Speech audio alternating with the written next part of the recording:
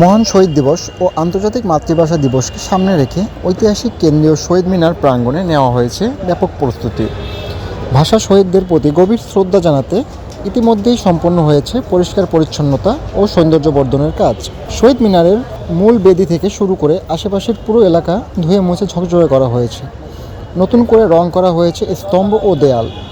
ফুল অর্পণের জন্য নির্ধারিত স্থানগুলোও সাজানো হয়েছে। দর্শনার্থীদের চলাচলের সুবিধার্থে প্রবেশ ও প্রস্থানের পথ চিহ্নিত করা হয়েছে স্পষ্টভাবে। নিরাপত্তা নিশ্চিত করতে আইন শৃঙ্খলা রক্ষাকারী বাহিনীর তৎপরতা বৃদ্ধি করা হয়েছে।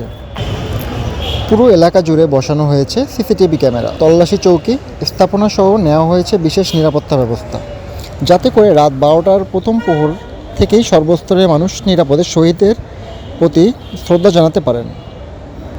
এছাড়াও স্বেচ্ছাসেবকরা শৃঙ্খলা রক্ষা ও জনসাধারণকে সহযোগিতা করতে সার্বক্ষণিক দায়িত্ব পালন করবেন।